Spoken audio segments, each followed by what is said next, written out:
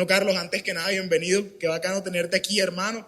Bacano poder compartir contigo. Sabemos que eres autor de varios libros, entre ellos De la carencia a la abundancia.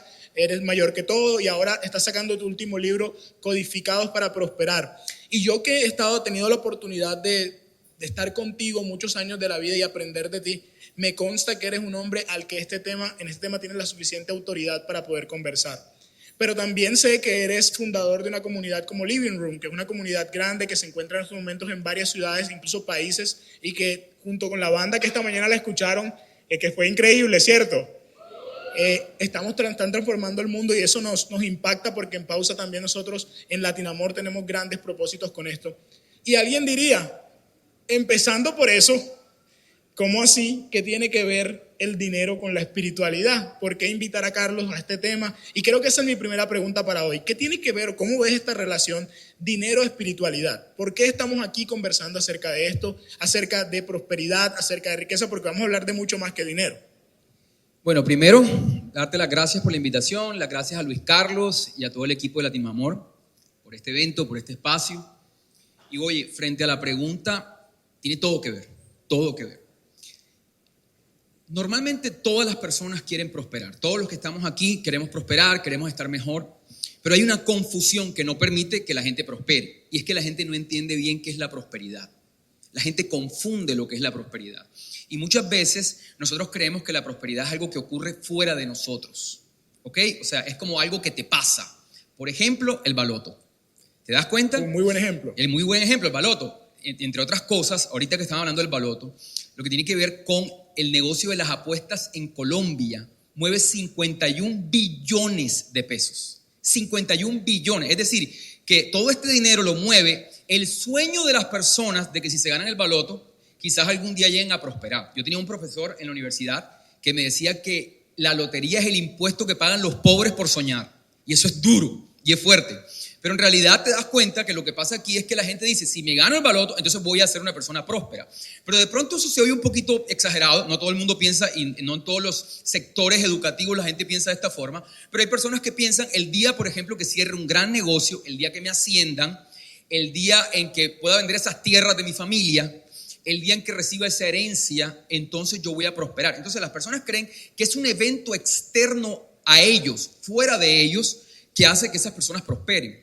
Pero en realidad la prosperidad tiene que ver con quién tú eres. La prosperidad tiene que ver con tu identidad. Tú eres o no eres próspero. No tiene que ver con recursos materiales. Tú en este momento, ahí donde estás, cada persona que está aquí, nosotros podemos saber, es más o menos próspera y no tiene nada que ver con recursos materiales. Ahora, eso se puede escuchar bonito, hay que explicarlo, hay que fundamentarlo para que la gente pueda entenderlo. Sí, porque, o sea, si tú me planteas eso de esa forma y me dices, la prosperidad no es un asunto de externo, sino de lo que nosotros somos, pues yo te preguntaría, ¿y cómo puedo entonces ser próspero? Porque uno de los datos estadísticos que estuve examinando y el tema de Pausa llega aquí a nosotros, con el equipo nos reunimos a revisar este tema financiero, o revisar las pausas que queríamos tocar. 6 de cada 10 colombianos hoy en día, y fue un estudio de la firma Ipsos, salió hace poco, sufren ansiedad financiera. 7 de cada 10 parejas han contado que una de las crisis financieras que han atravesado han tenido que ver con la falta de recursos. Y me pareció un dato bien interesante. 8 de cada 10 colombianos sufren de un síndrome que se llama evitación financiera, que es que prefieren no abrir ningún tipo de facturas ni nada que les dé información de ese tipo porque les da estrés, ansiedad y los lleva a otro sistema. Entonces, cuando abrimos el tema de pausa financiera, la gente diría, no, es que nos van a enseñar a cómo detenernos financieramente, pero quisimos plantear, y en el live tú nos conversaste o nos comentaste que íbamos a hablar acerca de prosperidad, y ahora que me dices, hey, la prosperidad no es un asunto externo sino interno, que estoy seguro que queremos saber, entonces ¿cómo podemos ser prósperos? ¿Cómo podemos solucionar esas cosas que hay alrededor y que están causando ese ruido? Déjame explicar esto. Es importante poder diferenciar lo que es abundancia, prosperidad y riqueza. Esto es clave para poder ir a fondo, porque si no, nunca lo vamos a entender.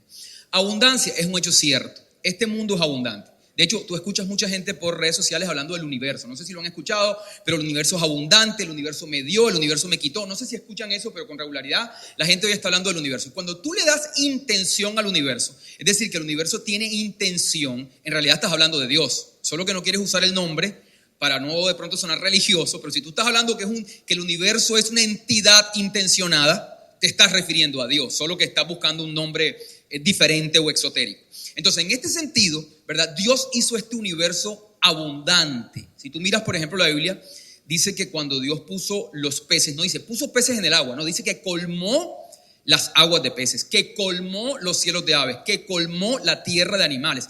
Te das cuenta que la Biblia es intencionada en decirte que la creación es absolutamente abundante. Tú no necesitas creer en Dios para entender que el universo es abundante. Eso es la abundancia, es un hecho cierto, lo que se conoce como un juicio a priori, no tiene discusión. El mundo es abundante. Ahora, ¿qué es la prosperidad? La prosperidad es tu nivel de conciencia de esa abundancia. Es decir, ¿qué tan consciente tú vives que hay recursos ilimitados? ¿Qué tan consciente tú vives que hay recursos para todos? Y tú con pequeñas frases que le escuchas a las personas te vas a dar cuenta si una persona es próspera o no es próspera, ¿ok? ¿Cómo cuáles? ¿Cómo cuáles, por ejemplo? Por ejemplo, una persona que siempre te pone a escoger y te dice, hey, es mejor los estudios que el dinero, es mejor la felicidad que el dinero, pero ¿por qué no las dos? Es como si me preguntaras, ¿qué prefieres, la pierna o el brazo? Quiero el brazo y la pierna. Me hago entender, siempre el dinero está condicionado a que tienes que sacrificar una cosa o no sacrificar otra. O por ejemplo, en las organizaciones, que siempre al una organización crecer, significa que otra está decreciendo. O sea, cuando tú ves que alguien está ganando en la vida, eso significa que tú estás perdiendo. Esto hace parte, por ejemplo, del discurso populista, donde si alguien gana, entonces tú pierdes. La ganancia de otro significa la pérdida tuya. Y esto no es más que discurso de mentalidad de carencia que hace mucho daño. Ahora bien, la riqueza, que es el tercer elemento, viene a ser la expresión material de esa prosperidad. Pero escúchame. Puede pasar en algún momento que una persona experimente riqueza sin ser próspera, y ahí es donde está el problema. Por ejemplo, una persona que se gana la lotería, como hablamos ahorita, se gana el baloto, se gana 20,000 millones. Es decir, esa persona, la riqueza no fue una expresión de su prosperidad, fue algo que le ocurrió, fue un asunto del azar y se ganó el baloto. ¿Qué pasa con estas personas? Hay un principio que se llama el principio de correspondencia, es un principio espiritual. ¿Qué significa? Que tu mundo exterior siempre se va a alinear con tu mundo interior. Entonces, ¿qué pasa con estas personas? La gente que se gana la lotería, el 70% de las veces, esto no me lo estoy inventando, ni es eso de Instagram, esto lo dijo Bob Marley, esto es serio, información seria. El 70% de las personas que se ganan la lotería pierden el dinero entre los primeros 3 y 5 años. Y vuelven exactamente a su estado anterior por este principio de correspondencia, que tu mundo interior termina jalando a tu mundo exterior, es decir, tu mundo exterior termina siendo alineado con lo que tienes por dentro. Entonces me detengo un momentico ahí porque hay dos fenómenos que ocurren en relación con el estrés y la ansiedad financiera. El primero es que pareciera que la población se segmenta por querer conseguir dinero. Entonces tenemos una gran necesidad de conseguir dinero y luego al parecer cuando lo tienes sufrimos ansiedad por no querer perderlo y se parece mucho entonces a eso que me estás contando porque le atribuimos a causas externas, incluso decimos cuando tengamos dinero yo voy a dejar de sufrir, cuando tenga dinero por fin voy a descansar, cuando tenga dinero voy a ser generoso, cuando tenga dinero voy a hacer tal cosa y no sucede eso porque cuando llega el recurso, cuando llega el dinero, entonces respondo más a lo que soy por dentro. Exactamente, el ejemplo de la lotería es el primer ejemplo que quería darte porque es un ejemplo que es fácil de entender. Pero en nuestra vida diaria es más común esto de lo que parece. Por ejemplo, otra forma externa en la que puede venir el dinero es a través de habilidades y capacidades. Por ejemplo, tú eres una persona que tienes una extraordinaria habilidad para las ventas o tienes un producto o un servicio que es extraordinario.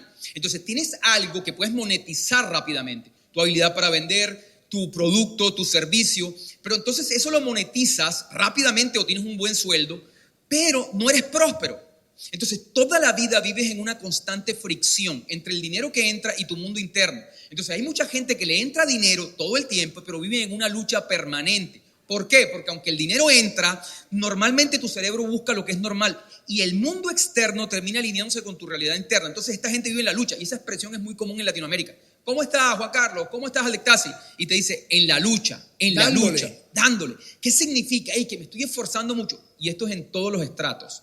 O sea, no te estoy hablando de que esto es un asunto de la gente que se gana el salario mínimo.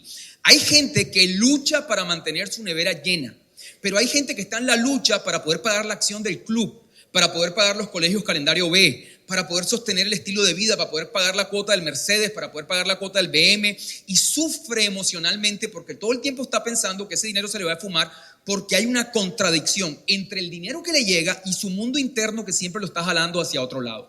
Y aquí es donde está el meollo del asunto. Volviendo un poquito al tema de la espiritualidad.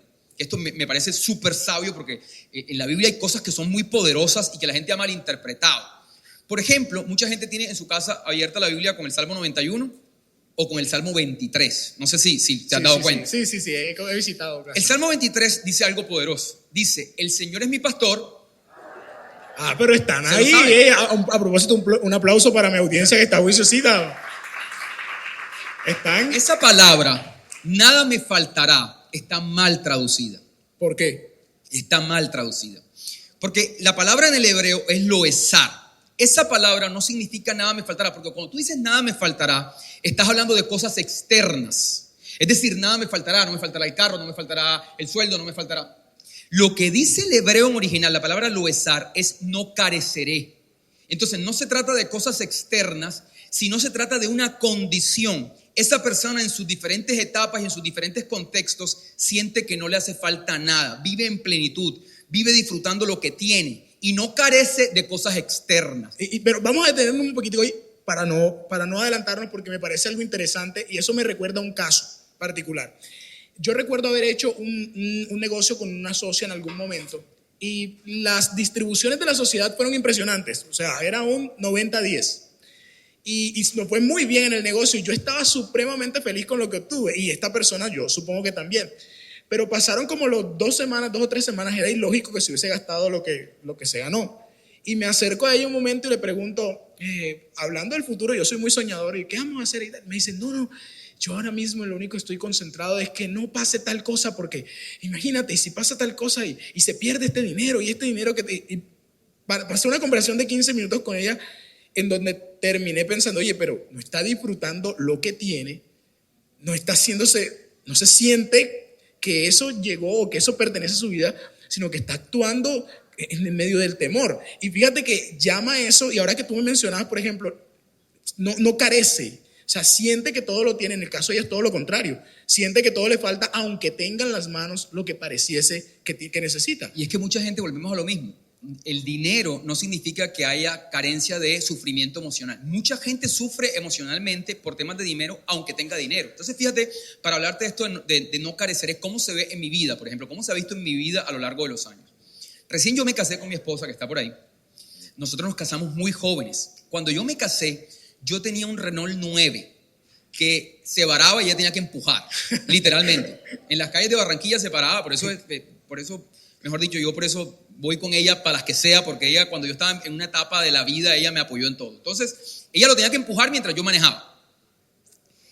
Vivíamos en un apartamento de 60 metros cuadrados, muy pequeño. No podíamos viajar fuera del país porque no teníamos recursos.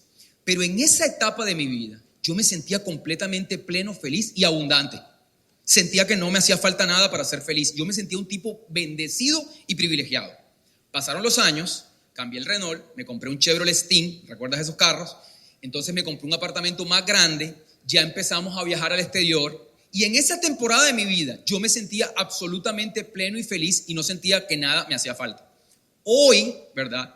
Vivo en una casa grande, puedo tener ingresos 30 o 40 veces por encima de lo que me ganaba en esa época, viajo al exterior con regularidad, viajo a muchos lugares y hoy me siento absolutamente pleno y feliz.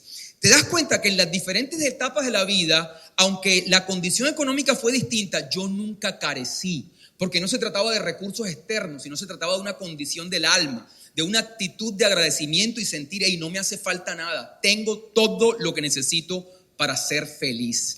Ahora, perdón, Fray, que te interrumpa, y ahora cualquier persona diría, pero es que ese discurso, el discurso de, ok, no carezco de nada, ¿cómo me soluciona o cómo me hace tomar o cómo me hace mejor en el mundo financiero?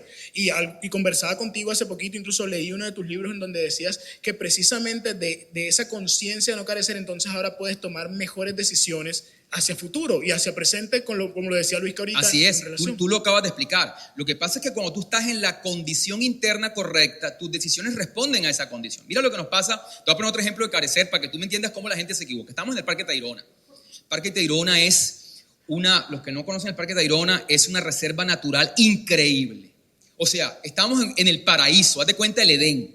O sea, el mar increíble, el bosque increíble, ríos increíbles, y estoy ahí con un grupo de amigos, y uno de mis amigos dice algo, dice, hey, nos deberíamos comprar un lote y construir una casa aquí.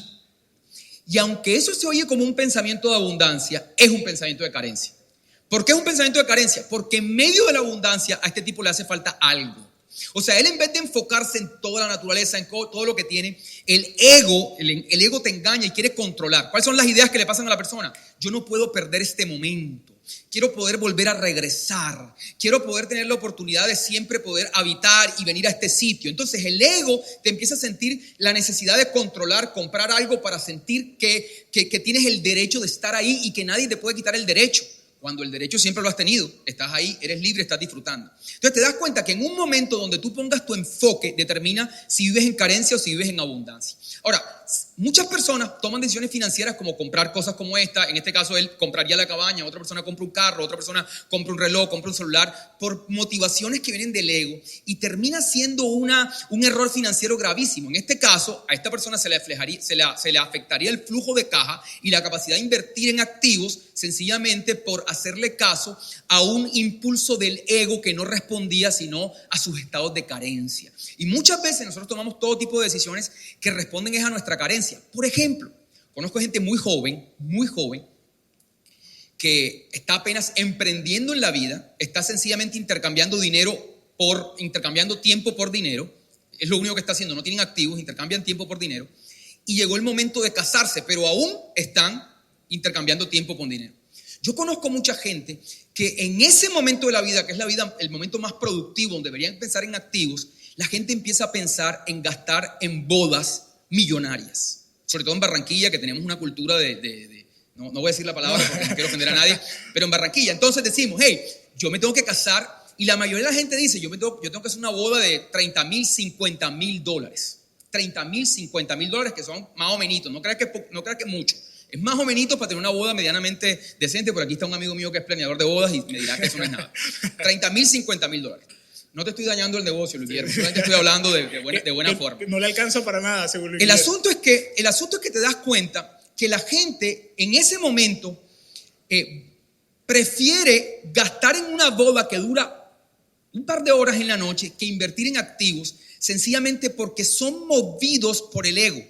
Yo soy movido por la opinión de los demás. Esto es lo que se debe hacer. ¿Cómo yo no voy a hacer una boda? ¿Qué va a pensar la gente de mí? ¿Cómo me voy a sentir? No estoy haciendo lo que la sociedad demanda que yo debería hacer. Y si tú preguntas, te das cuenta que la decisión es absolutamente ilógica. O sea, es una decisión que está basada sencillamente en el ego, en algunas inseguridades, en algunas carencias. Entonces, el problema de eso es que terminas tomando malas decisiones financieras, ¿verdad? Apoyados en carencias de tu ego, en carencias de tu estima. Entonces inviertes en una boda y luego al día siguiente sigues trabajando y trabajando. Esas mismas personas luego hacen unos ahorritos, logran juntar una plata, entonces van a Europa y entonces pasan una temporada en Europa, y los años van pasando y esas personas nunca se capitalizan, nunca invierten en activos. ¿Y qué es lo que pasa con eso? Que cuando se te va la fuerza productiva, porque ya no tienes 40, ya no tienes 20, ni 30, ni 40, sino que ya entras en los 55, 60, que ya tú deberías estar en otra etapa de tu vida, te toca seguir trabajando, porque sostener tu estilo de vida implica que sigas intercambiando tiempo por dinero. Y la gente entonces tiene que trabajar hasta muchos años, entrados en muchos años, intercambiando tiempo por dinero, porque nunca tomaron decisiones sabias. Siempre fueron movidos por sus impulsos y no por la abundancia. Fray, pero y todo esto que nos mencionas, o sea, yo te escucho y pienso de dónde salió, porque en efecto cada uno de nosotros aquí tenemos y digamos que estamos en un proceso para poder aprender o reaprender ese concepto de dinero, de prosperidad, de riqueza, de finanzas. Pero también dentro de nosotros, en ese marco, hay unas afectaciones, porque yo creo, y alguna vez te escuché a ti hablar, que esto no viene de la edad adulta, sino que muchas veces viene incluso desde la niñez, que se ha manifestado con esta figura que hoy hemos hablado también con Luis Carlos, hablamos anteriormente de las heridas. ¿Cómo es esta relación entonces y qué podríamos hacer nosotros? ¿Cómo lo ves tú o cómo lo observas? Para tener una mejor salud financiera, para poder tener un mejor disfrute y corresponder con ese principio de la abundancia a la que tú nos llamas o nos invitas hoy que podamos observar. Lo primero es que tú tienes que saber que tú fuiste diseñado para prosperar. No es como que hay personas que pueden prosperar, otras que no. En tu esencia más profunda, que es tu espíritu, porque tú eres un ser espiritual viviendo en un cuerpo físico, en tu esencia más profunda tú fuiste diseñado para prosperar. De hecho, yo quiero que tú pienses en la creación, en Génesis. Dios hace el hardware y hace como este muñequito de barro y lo hace, y esto viene siendo el hardware, y lo construye. Y ahora le va a poner software. Y cuando le va a poner software, Dios programa con sus palabras. Por eso decía, hágase la luz, hágase el cielo, hágase el mar. Con sus palabras Él programó la creación. Entonces, cuando va a programar al hombre, o sea, cuando va a decir cómo el hombre va a responder, cómo este hardware va a responder con este software, lo primero que hace es que dice, y Dios bendijo este hardware, este hombre, este ser de barro, con las siguientes palabras. Lo primero que le dijo fue, Raba, multiplícate. Fue la primera palabra que le da. Es decir, progresa, ensancha, conquista, logra, fructifica, gobierna sobre la tierra. Entonces te das cuenta que en tu identidad más profunda tú fuiste diseñado para ser un conquistador, para avanzar, para progresar, para ir dando pasos hacia adelante, ir conquistando para ti y para tus generaciones. Es por eso que una persona entrada en los 30 o entrada en los 40, que siente que no ha alcanzado algunas cosas, vienen a ellos unos sentimientos de frustración muy grandes, porque en su identidad más profunda están afectados, porque internamente todos fuimos diseñados para avanzar. Algo que va a ser determinante en tu calidad de vida y en la plenitud es que tú siempre estés avanzando. Si tú no estás avanzando, hermano, tú vas a empezar a sentirte frustrado porque fuiste diseñado para avanzar. Entonces quería dejar eso ahí sobre la mesa. No, Ahora, y te digo, eso es importante porque aunque nosotros pareciéramos que la mayoría, y hablo por mí más que todo, digo, no, yo estoy convencido de eso, que estoy diseñado para prosperar, para multiplicarme, para avanzar, para fructificar. También yo me he encontrado en esa posición en la que me he preguntado si eso es así, y de pronto hay mucha gente que si bien lucha todos los días, va a su trabajo, si bien se esfuerza, como le decía ahorita, toda su energía está puesta en la base del esfuerzo y el sufrimiento, pero en el fondo como identidad más profunda no creen verdaderamente que sea para ellos esto de crecer, de multiplicarse, de avanzar. Y me parece muy interesante lo que tú mencionas, porque esa debe ser la primera pregunta que nos deberíamos hacer todos y cualquier persona que esté escuchando aquí. Verdaderamente, ¿qué creo que me corresponde a mí? Es que, Juanca, esto es instintivo. Tú, por ejemplo, ves a un bebé tomando el seno de su mamá y nadie le enseña eso. Tú ves, por ejemplo, un león cuando va a cazar, él se pone en una posición sigilosa y nadie le enseña eso. Tú ves, por ejemplo, tus células internas están codificadas para hacer algunas cosas, pero ¿de dónde sacaron esa información? ¿Por qué tus células hacen lo que hacen? ¿Por qué algunas aves emigran a otros países sin que nadie se los haya enseñado? Porque fueron codificadas por el Creador para funcionar de esta manera. Entonces, cuando tú fuiste codificado para prosperar. Por eso es que la pobreza es antinatural en el ser humano. La escasez es antinatural y por eso es que produce tanto sufrimiento. Hay gente que ha tratado de espiritualizar la pobreza, pero la pobreza no tiene nada de espiritual, es todo lo contrario. Es una antítesis de la voluntad de Dios en la vida de una persona. Eso es muy importante entenderlo. Ahora bien, la pregunta es, si fuimos diseñados para prosperar, ¿por qué no prosperamos? Esa es una pregunta que debería hacerme, pero no me estás haciendo, yo me la hago yo. Epa. Es que sí, yo creo que ahí está el foco de la conversación. Okay. Porque allá es donde vamos a llegar. Finalmente queremos solucionar eso y a eso vinimos a este congreso. Estoy seguro que todos los que vinimos aquí estamos buscando y estamos en este instante queriendo responder esa pregunta. Hazme la pregunta. ¿Por qué no prosperamos? Okay. ¿Por qué no prosperamos? Sencillo. No prosperamos. Gracias. No prosperamos por esto, Juanca. Porque esa codificación es espiritual. O sea, Dios nos codificó, tú naciste con esa codificación espiritual. Tú eres alma, cuerpo y espíritu. Espiritualmente estás completamente dotado para prosperar. Pero luego tienes una experiencia biológica. ¿Qué es la experiencia biológica? La experiencia que tienes con tu papá, con tu mamá, en tu colegio, en el sistema político, en la mentalidad latinoamericana, por ejemplo, lo que escuchaste de tus profesores, las experiencias que viviste. Toda esa experiencia puso sobre el código fuente, que es el código de prosperidad, empezó a escribir otros códigos. Esto se conoce en programación como malware, es decir, unos códigos maliciosos que se escriben sobre el código original. ¿Y cómo llegaron esos códigos? Con experiencias negativas que te indicaron cosas contrarias a tu condición de prosperidad. Por ejemplo, estás en tu casa, tu papá es una persona que siempre ha luchado para poder salir adelante. Entonces tú fuiste diseñado espiritualmente para prosperar, pero lo que viviste entre 1 y 12 años, donde no hay filtro crítico, ¿verdad? Y todo lo recibes directo al subconsciente, empiezas a escuchar a tu papá que se esconde de las deudas. Por ejemplo, no te pagan el colegio a tiempo. Por ejemplo, hay muchas personas en Barranquilla cuando permitían que sacaban a los estudiantes del colegio porque no pagaban la mensualidad. Yo fui uno de ellos, me sacaron varias veces del colegio. Te sacan del colegio porque no pagas. porque, por ejemplo, escuchas a tu papá diciendo cosas como, mire, usted no se ponga con eso de emprender, eso es para los ricos y usted y yo no somos ricos. Esas palabras van separándote de tu condición de abundancia. O frases como esa coloquial que yo he escuchado como, cómaselo todo que no sabes si mañana hay para el desayuno. Eso trae, por ejemplo, culpa con el dinero. Y te das cuenta que hay mucha gente que cuando prospera, siempre prospera con culpa porque cree que si prospera, alguien se está perjudicando por tu prosperidad. No sé si has visto a alguien que le está yendo bien y siempre está ocultando que le está yendo bien. Entonces, esto es lo que se conoce como heridas del dinero. Situaciones que viviste, que te marcaste y que marcaron códigos por encima del código fuente. Entonces, la espiritualidad no es otra cosa que limpiar esas heridas del dinero para que reconectes con tu verdadera espiritualidad, que es la prosperidad. Es así de sencillo. Hay muchas cosas. Mira, una de las cosas que hemos aprendido en mi casa, por ejemplo, frente a heridas del dinero, y nos estaba pasando a mi esposa y a mí. Mi esposa es una mujer muy productiva, ¿verdad? Y yo también soy productivo, pero por cosas de la familia y por cosas culturales, quien administra el dinero soy yo. Entonces te das cuenta que los niños iban a pedirle a ella cualquier cosa. Mami, dame. Y mi esposa tenía la costumbre que le decía a los niños, eso es con su papá. Usted sabe que eso no es conmigo, eso es con su papá. Cada vez que le iban a pedir dinero, usted sabe que eso no es conmigo, eso es con su papá. Entonces yo le dije, Nati, tienes que parar de hacer eso. Porque una de las heridas más comunes en el dinero es hacerle pensar a las mujeres que el dinero no tiene nada que ver con ellas. Y cada vez que mis dos hijas menores te escuchan decir que el tema del dinero es con el papá, tú les estás mandando un mensaje directo al subconsciente. Nosotras las mujeres no somos productivas. El que es productivo es su papá. Y le estás mandando un mensaje a mi hijo varón. Tienes que conseguirte una mujer que no sea productiva porque así era tu mamá. Entonces te das cuenta que cosas inocentes de nuestra experiencia biológica van marcando profundamente la forma en la que nos relacionamos con el dinero.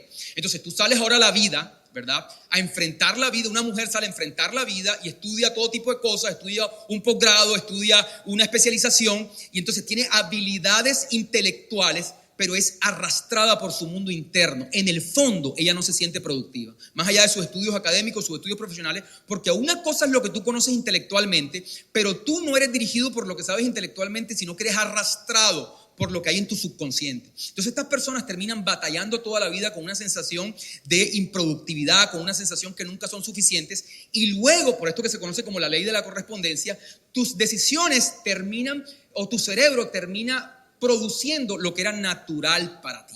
Lo que era natural, lo que era absolutamente natural. Te voy a poner un ejemplo de la ley de la correspondencia que me parece súper valioso para entenderlo. Yo toda la vida he querido estar rayado, o sea, tener los abdominales. Toda la vida. Toda la vida. Y escúchame esto. Siempre, Juan Carlos, a lo largo de mi vida, que me he estado acercando, luego he hecho para atrás. O sea, siempre que estoy ya a punto, luego no me doy cuenta, pasaron 3 meses y empecé a tener una serie de hábitos que me echaron hacia atrás. Y esto ocurre por un fenómeno que se llama el autoconcepto. Es decir, tú tienes un autoconcepto que es lo que se conoce como tu realidad base. Cuando tú empiezas a alejarte de tu realidad base, o sea, es decir, de ese autoconcepto, que es una persona flácida, empiezo a alejarme porque estoy haciendo ejercicio, entonces empiezo a alejarme de mi autoconcepto. Mi propio cerebro va a tratar de buscar y de promover lo que es natural para mí.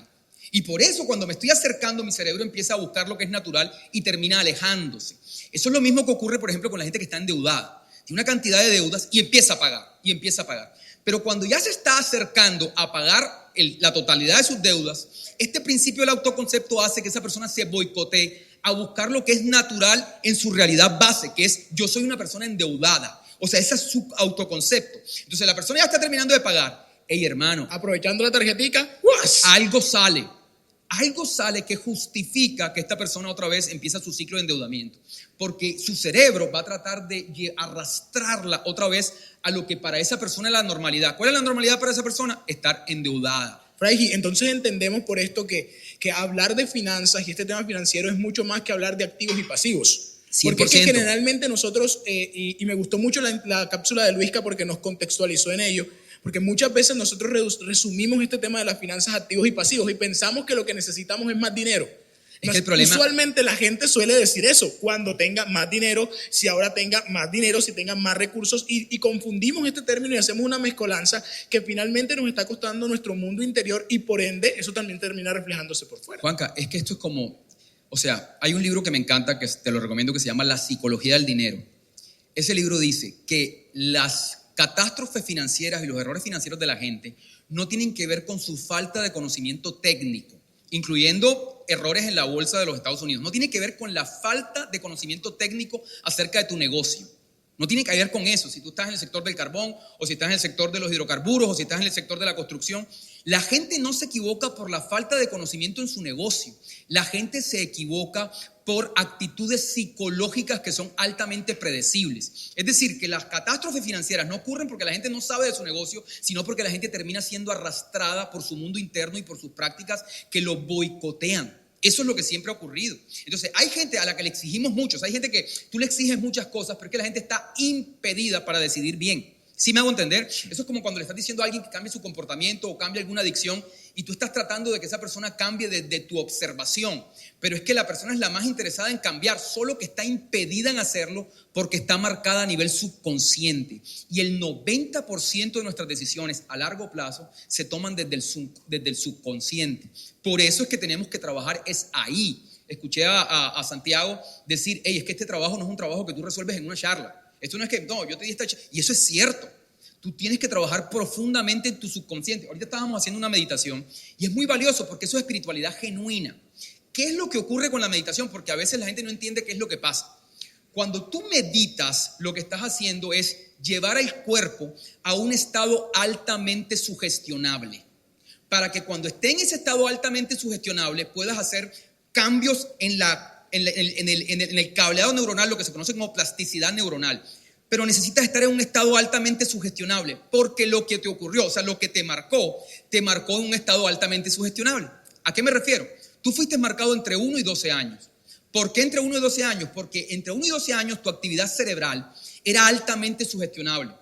Predominaban en tu cerebro las ondas cerebrales delta, teta y alfa. Más o menos para que tengas una idea, es como una persona que está dormida, las delta. Okay. Las teta más o menos son como una persona que está en un sueño ligero y las alfa son de una persona que está recién levantada. Entonces, esta es la actividad cerebral de un niño hasta los 12 años. No hay filtro crítico. Entonces, en ese estado altamente sugestionable es cuando ellos escuchan todo lo que te dije. Tú eres pobre, nosotros somos pobres, tú crees que la plata yo la cago, tú crees que la plata sale de los árboles, tú crees que tengo plata bajo el colchón, en esta casa mando yo porque yo soy el que pago las cosas, pura manipulación. Una cantidad de cosas que la gente escucha en un estado altamente sugestivo. A mí, por ejemplo, me levantaba muy temprano en la mañana, mi mamá me levantaba y me decía, levántese, Carlos Eduardo, que los pobres no tienen derecho a dormir hasta tarde. Eso me lo hicieron toda la vida.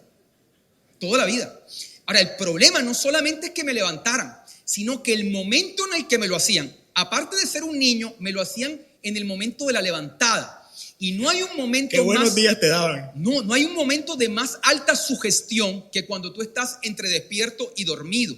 Por eso la mejor hora para meditar es la hora recién levantada, porque es el momento donde estás en una capacidad o estás más altamente sugestionable. Entonces, una vez tú, a través de estos ejercicios de respiración, como los que hicimos ahora, estás en una posición en donde eres altamente sugestionable, o sea, entraste en ese estado, entonces de la meditación pasas a la visualización y en esos procesos de visualización tú empiezas a replantear lo que crees acerca de ti. Eso es muy importante. Ahora, si tienes pensamientos positivos, maravilloso. Pero si tienes los pensamientos de Dios, es decir, la palabra de Dios, hermano, no es maravillosa, es exponencial el cambio que hay dentro de ti. Porque finalmente lo que estás cambiando es lo que esperas de la vida. Y la Biblia dice que la fe es la certeza de lo que se espera. De lo que esperas. Y dice que la certeza de lo que se espera viene por él. Oír. Entonces, si tú oyes la palabra de Dios, va a empezar a cambiar lo que esperas. Y cuando cambie de lo que esperas, tu vida va a ser distinta porque tú terminas atrayendo lo que esperas y no lo que deseas. Espérate, barájame ese concepto un poquito más despacio. Sí, porque vas rápido, estás contando muchas cosas y haciendo resumen o tomando síntesis de lo que dices. Entonces, entiendo yo, tenemos que centrarnos, la primera idea de esta conversación se trata del interior, se trata de cómo estamos programados, se trata de lo que hay por dentro.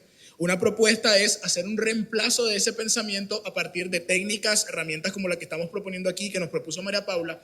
Ahora, no reemplazarlo por cualquier cosa. Y es que ahí me parece algo interesante, porque yo te contaba a ti, y bueno, yo he tenido la oportunidad de leer tus libros de La carencia y la abundancia, que se los recomiendo altamente, y ahora Codificados para prosperar. Que los están vendiendo allá afuera, por cierto. Entre otras cosas, excelente. Y una de las cosas que yo aprendí al inicio, o que aprendí leyendo tu libro, fue esta transformación del concepto del dinero como no es un fin sino un medio y como la fuente es lo más importante.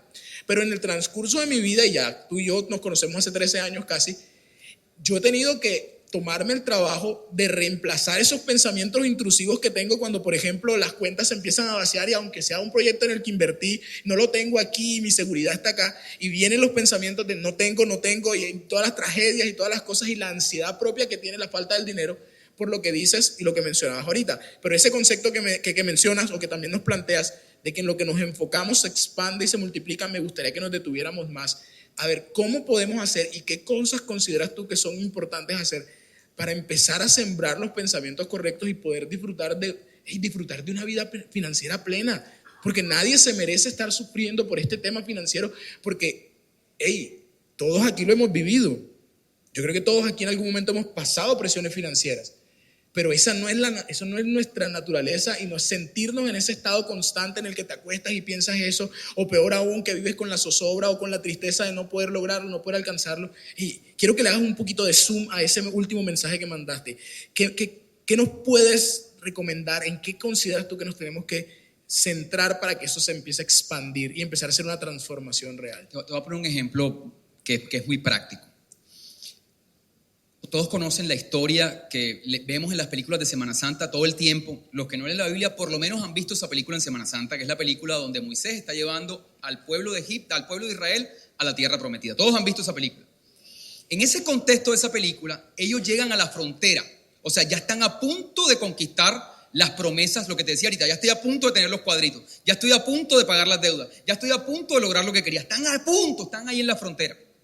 Y Moisés envía 2 espías para que inspeccionen ese lado de bendición.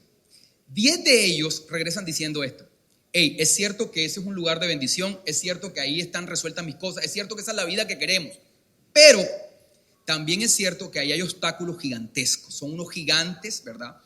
Y, ¿verdad?, nosotros somos pequeños al lado de ellos. Y escucha esta última parte: y así nos ven ellos. Entonces te das cuenta. Cuando tú revisas la historia, ellos no entraron a la tierra prometida no porque hubo un enfrentamiento con tales gigantes. Nunca se derramó una gota de sangre, nunca hubo una batalla. A ellos no los detuvieron gigantes, a ellos los detuvo lo que pensaban acerca de sí mismos y lo que pensaban de los demás. Lo que pensaban de ellos, lo que pensaban de los demás y lo que pensaban de cómo los demás los veían a ellos, fue lo que los detuvo. Es decir, que no los detuvo la realidad externa, porque nunca se enfrentaron a los gigantes. Lo que los detuvo fue su diálogo interno. Y esto es lo que le pasa a la mayoría de las personas. Tú fuiste diseñado para prosperar. No te está deteniendo la vida, ni te están deteniendo los empresarios, ni tienes que escuchar este discurso populista que es culpa de los ricos, que los pobres sean pobres. Para nada. Lo que te está deteniendo es tu diálogo interno. Lo que te dices a ti mismo, lo que crees de ti mismo y cómo tú supones que los demás te ven a ti. Eso es lo que te detiene. Entonces, tiempo después, Dios escoge una nueva gente, o sea, 40 años después, para que alcancen esta posesión. Pero antes de entrar, ahora están dirigidos por Josué, Dios le dice a Josué esto, le dice: medita en estas historias, en este libro lleno de historias, de día y de noche, y entonces tendrás éxito y prosperarás en todo lo que hagas. Te estás viendo que espiritualmente hay una conexión entre la prosperidad y la meditación. No te está diciendo: ve a una práctica religiosa todos los domingos, no te está diciendo haz algún tipo de ritual religioso. Lo que te está diciendo es: tú necesitas apropiarte de espiritualidad genuina. ¿Qué es apropiarte de espiritualidad genuina? Es que tú puedas una y otra vez entrar en un estado altamente sugestionable y empezar a pensar lo que Dios dice de ti antes de ir a conquistar el mundo externo, porque lo que te está deteniendo, mi hermano, no es el mundo externo, lo que te está deteniendo es tu diálogo interno. Necesitas cambiar ese diálogo interno. Ahora, eso con la meditación, visualización. Te voy a poner un ejemplo de visualización. Hay gente que ni siquiera es capaz, y eso tienes que revisarlo. Hay gente que está en la puerta de un almacén donde ve ropa que le guste y no es capaz de atravesar la vitrina a mirar la ropa o a mirar el carro que le gusta. ¿Sabes por qué? Porque la persona tiene la idea de que si atraviesa va a molestar al vendedor. Hay mucha gente que vive así. Yo conozco mucha gente que se queda en las vitrinas y es como que no me atrevo porque no lo voy a comprar, porque para qué si no tengo la plata ahora, porque para qué si el vendedor se va a enojar, porque no le voy a comprar, pero te das cuenta que aquí lo que hay es una torpeza en tu diálogo interno, porque la manera de adquirir las cosas a nivel espiritual es que primero las conquistes en tu interior. Entonces, si tú no entras a la vitrina y no miras la ropa y no te familiarizas y tocas y te familiarizas y estimulas tus sentidos físicos con lo que tú quieres obtener, definitivamente tú vas a poder obtenerlo porque siempre vas a estar en un conflicto interno. Bueno, y aquí nos podríamos quedar conversando horas de este tema porque está bien interesante, pero para terminar, que en nuestros últimos 5 minutos que nos quedan, Carlos, ¿qué consejos, qué recomendaciones, qué podríamos dejarle? Y no sé, incluso, no sé si te animarías a estos últimos 3 minutos, pudiésemos hacer algo, proponerles a la gente, ¿qué podemos hacer para empezar a transformar eso, para poder conectar con nuestra verdadera esencia, que es la prosperidad, y movernos en este nuevo concepto, poder entender que esa es nuestra naturaleza? ¿Qué pudiésemos hacer para terminar en estos últimos 3 minutos? Para cerrar, sencillamente, si hay algo de todo lo que te he dicho que pudieras recordar, algo que me parece valioso, Juanca, y también te lo digo a ti, hay que saber diferenciar, óyeme bien, los medios de la fuente. Esto es clave. Este podría ser el mensaje que quisiera dejar. ¿Qué es un medio? Es tu trabajo, es tu negocio, son tus apartamentos que arriendas, es tu sector laboral, todo lo que sea un medio para que tú seas prosperado. Ese es el medio, pero la fuente es Dios, porque es la fuente de abundancia. Escúchame, si tú confundes la fuente con el medio, siempre vas a sufrir emocionalmente. No importa cuánto dinero tengas, los medios son inestables. Y el saber que son inestables te va a mantener en sufrimiento emocional toda la vida. No importa si eres socio del club más importante de Barranquilla, tienes el último Mercedes, el último BM, tienes a tus hijos en los colegios más top de la ciudad. Aunque todo aparentemente esté bien, sufres emocionalmente porque sabes y eres consciente que los medios son inestables. Pero cuando pones tu confianza en la fuente que no es inestable, empieza a desaparecer el sufrimiento emocional. Por eso el Salmo 23 dice, ¿el Señor es mi pastor? No careceré. ¿Qué significa eso? ¿Lo hicieron bien? ¿Qué significa eso? Un aplauso, lo hicieron bien, la audiencia lo hizo excelente. Escucha, ¿qué significa que el Señor es mi pastor, no careceré? Que tú no carecerás no por el gobierno de turno, a los que están metidos en política. No es por tu trabajo, no es por tus apartamentos que tienes arrendado, ni por el hotel del que vives, ni por tus acciones en tal compañía. No es por nada de lo que son tus medios que no carecerás. No carecerás, ¿por qué? Porque el Señor es tu pastor. Ese es el antídoto contra el sufrimiento emocional. Y así, mejor dicho, qué mejor forma de cerrar. Señores, creo que fue una buena conversación. Carlos, muchas gracias por invertirnos tu tiempo, por regalarnos este espacio.